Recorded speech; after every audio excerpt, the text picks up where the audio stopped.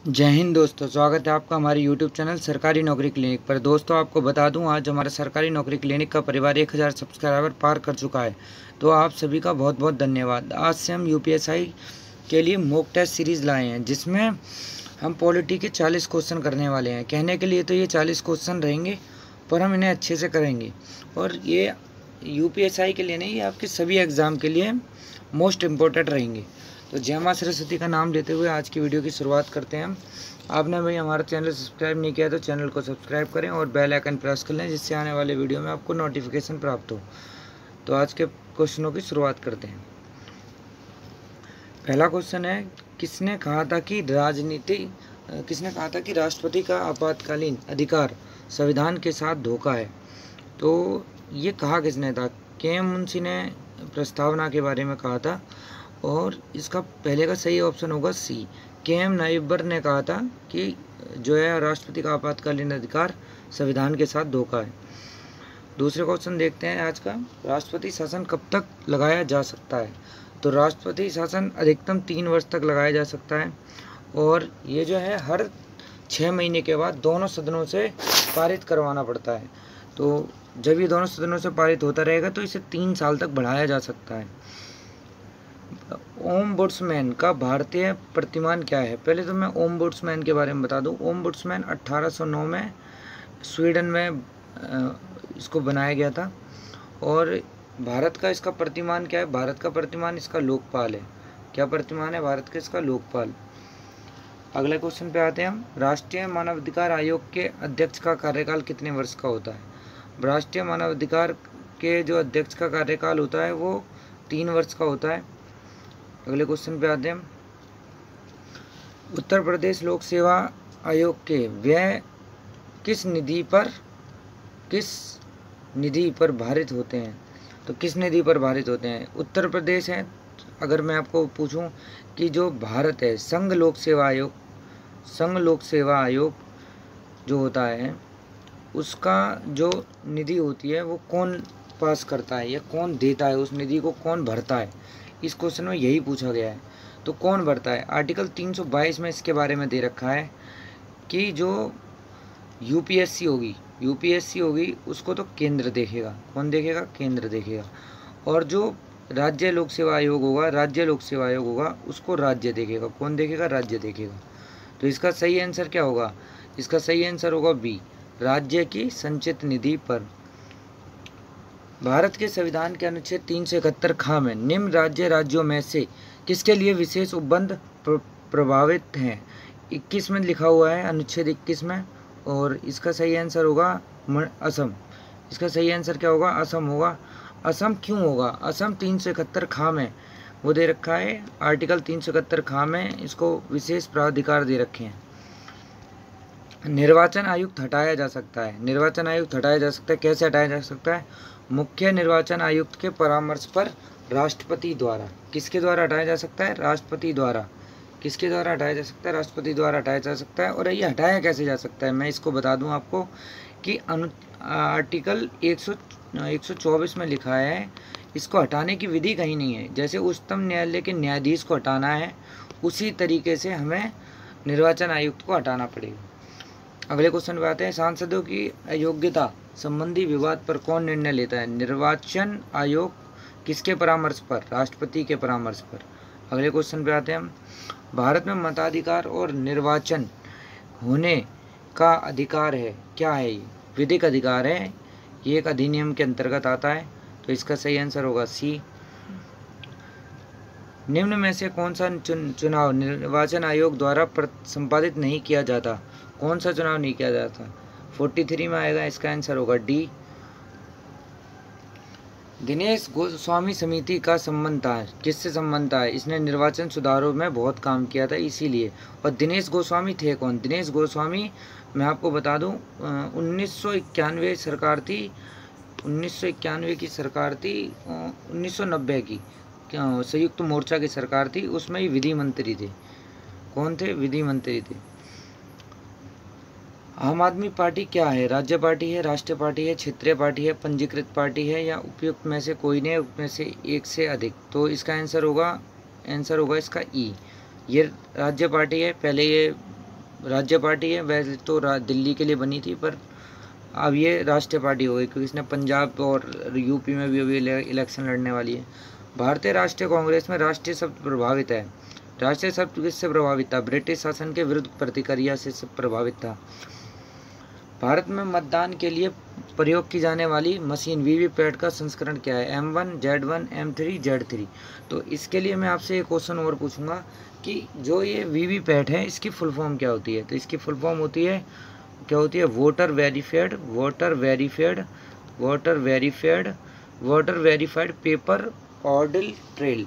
क्या होती है? Voter verified paper audit trail. और इसका वर्जन जो होता है वो M3 होता है। क्या वर्जन होता है इसका? M3 वर्जन होता है। और अगले क्वेश्चन पे आते हैं, कामराज योजना का उद्देश्य क्या था? कामराज योजना का उद्देश्य क्या था? इसका उद्देश्य क्या था? पहली बात तो मैं कामराज बता दूं, ये कामराज नाम है के कामराज। क्या नाम था? के कामराज। क्या नाम था? के कामराज। और इनका काम था भारतीय राष्ट्रीय कांग्रेस को जीवंत करना।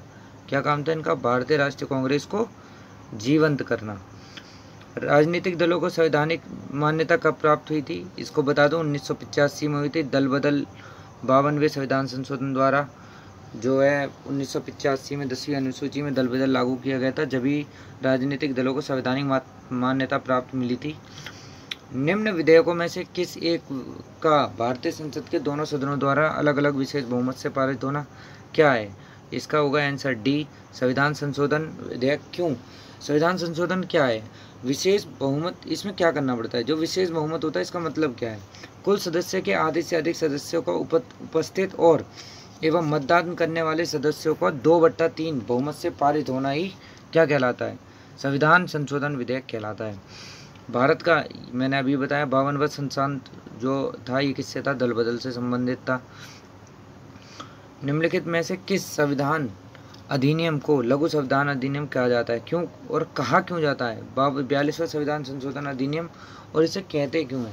इसे कहते इसलिए हैं कि जब केशवानंद भारती केस जो आया था हमारा, केशवानंद भारती केस में क्या हुआ था? 1973 का वाद था। इसमें जो मामले से जो कठिनाइयाँ उत्पन्न हुई थी उसको दूर करने के लिए बनाया गया था 42वां संविधान संशोधन अधिनियम। निम्नलिखित में से किस राज्य ने संस्कृत को द्वितीय राज्य भाषा के रूप में लिया है? उत्तराखंड ने लिया है। लिया कब था? 2010 में इसने इसकी द्वितीय भाषा बनाई थी। क्या बनाई थी? द्वितीय भाषा बनाई थी। कौन सी भाषा हमारे संविधान की 8वीं अनुसूची में सम्मिलित नहीं है? कौन सी भाषा हमारे संविधान की 2री अनुसूची में सम्मिलित नहीं है? तो सीधी बात है, राजस्थानी अभी सम्मिलित नहीं है इसमें। पंचायती राज विषय है, राज्य सूची का विषय है पंचायती राज। ग्रामीण स्थानीय शासन का पंचायती राज नामांकन किस भारतीय नेता के सुझाव पर का परिणाम था? तो किस भारतीय नेता के सुझाव का परिणाम था? ये परिणाम था M.K. गांधी के सुझाव का परिणाम था। प्रथम पंचायती राज ये नागौर जिले राजस्थान में हुई थी और उसके बाद आंध्र प्रदेश में लागू हुई थी। और आपने मेरी वीडियो नहीं देखी हो हरियाणा में पंचायती राज, उसमें हरियाणा के बारे में तो बताया ही गया है, पर इंडिया जीके में जो है मैंने पंचायती राज को उसमें बहुत अच्छे से डिफाइन करा है, तो आप उसे देख सकते हैं। मैं डिस्क्रिप्शन बॉक्स में उसका लिंक छोड़ दूंगा। भारत में पंचायती राज व्यवस्था को शिल्पी किसे कहा जाता है? तो भारत में पंचायती राज व्यवस्था का शिल्पी किसे कहा जाता है? सी। इसका आंसर होगा सी, B.R. मेहता। B.R. मेहता का मतलब क्या है? बलवंत राय मेहता। क्या नाम था इनका? बलवंत राय मेहता। बलवंत राय मेहता 1957 नवंबर में इन्होंने अपनी रिपोर्ट सौंपी थी, उसी के आधार पर पंचायती राज लागू हुआ था। तो मैंने अभी बताया पंचायती राज की अनुशंसा किसने की थी? बलवंत राय मेहता ने नवंबर 1957 में अपनी रिपोर्ट सबमिट करी थी, उसी के आधार पर पंचायती राज आगे बढ़ा था। निम्नलिखित में से कौन राज्य सरकार तथा स्थानीय शासन के बीच राजस्व के बंटवारे के लिए उत्तरदायी है? तो कौन है? राज्य वित्त आयोग है। सीधी बात, राज्य वित्त आयोग ही करता है राजस्व के बंटवारे का, स्थानीय शासन और राज्य उसके बीच में। यदि पंचायत भंग होती है तो कितने अवधि के बीच में चुनाव कराना पड़ेगा? तो सीधी बात है, इसका सीधा सा आंसर है 6 महीने के अंदर चुनाव कराना पड़ेगा। मेयर का कार्यकाल कितने वर्ष का होता है? तो मेयर का कार्यकाल कितने वर्ष का होता है? मेयर का कार्यकाल 5 ही वर्ष का होता है, क्योंकि 5 साल बाद चुनाव होते हैं मेयर के। किस संवैधानिक संशोधन द्वारा शहरी स्थानीय शासन को संवैधानिक दर्जा दिया गया। तो कब दिया गया? 74वें संविधान संशोधन द्वारा स्थानीय शासन को दर्जा दिया गया। निम्नलिखित राज्यों में से किसमें पंचायती राज संस्था नहीं है? किसमें नहीं है? मैंने इसका आंसर आपको शुरुआत में ही बताया था कि असम को जो है बहुत सारे विशेष प्राधिकार प्राप्त हैं। किसी राज्य में नगर पालिका का सीमा क्षेत्र अधिसूचित करने के लिए निम्नलिखित में से कौन सक्षम नहीं है? तो निम्नलिखित में से इसमें कौन सक्षम नहीं है?